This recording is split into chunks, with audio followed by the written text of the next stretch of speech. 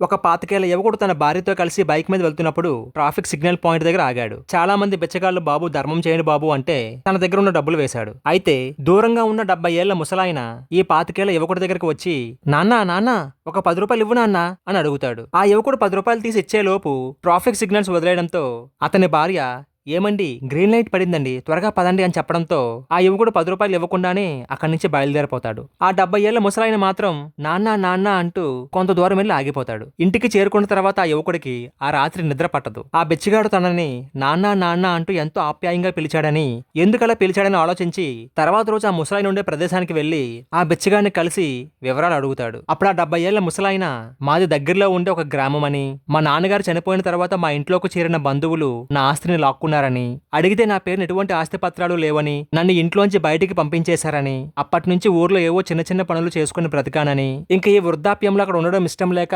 వచ్చేశానని చెప్తాడు. ఇదంతా విన్న ఆ యువకుడు ఇవాల్టికి మీరు మా ఇంటికి రండి, రేపు మీ ఊరు వెళ్దాం, మీకు న్యాయం నేను చేస్తానని భరోసా ఇచ్చి అతన్ని తన ఇంటికి తీసుకుని వెళ్తాడు. తర్వాత రోజు ఆ యువకుడు ఆ వృద్ధుని తీసుకుని అతని గ్రామానికి వెళ్తాడు. ఆ వృద్ధుడు ఒకప్పుడు నివాసం ఉన్న భవనం దగ్గరికి వెళ్లి చూస్తే గత 50 ఏళ్లుగా భవనం దాని పరిసర ప్రాంతాల్లో ఎటువంటి మార్పులు లేకుండా ఉండడాన్ని చూసి నవ్వుకొని ఆ గ్రామంలో అక్కడ ఉన్న పెద్ద మనుషులకి ఆ వృద్ధుడికి జరిగిన అన్యాయాన్ని వివరించి న్యాయంగా అతనికి రావాల్సిన ఆస్తిని అతనికి తిరిగి ఇప్పించమని అడుగుతాడు. కానీ ఆ ముసలాయన బంధువులు ఆస్తి మొత్తం తమదని వారి దగ్గరున్న పత్రాలు చూపించి అందరినీ నమ్మిస్తారు. అప్పుడు ఆ యువకుడు ఆ గ్రామంలో ఉన్న పెద్దలందరినీ తీసుకుని ఆ ముసలాయన ఒకప్పుడు ఉండే భవనం దగ్గరికి వెళ్లి అక్కడ ఉన్న ఒక తులసి కోటను పక్కకి జరిపితే ఒక పెట్టి కనిపిస్తుంది. దాంట్లో దస్తావేజులుంటాయి. అది చూసిన అందరూ ఆశ్చర్యపోతారు. ఆస్తి మొత్తం ఈ ముసలాయన పేరు మీద ఉన్నట్లు అందరికీ అర్థమవుతుంది. ఆ ముసలాయన్ని మోసం చేసి ఎన్నాళ్ళు అతని ఆస్తిని అనుభవించిన అతని బంధువులను గ్రామస్తులు తన్ని తరిమేస్తారు. అప్పుడు ఆ గ్రామ పెద్దలు ఆ యువకుడిని అడుగుతారు, ఇక్కడ ఆస్తి పత్రాలు ఉన్నాయని మీకెలా తెలుసు అని. అప్పుడు ఆ యువకుడు ఈ 70 ఏళ్ల వృద్ధుని చూసి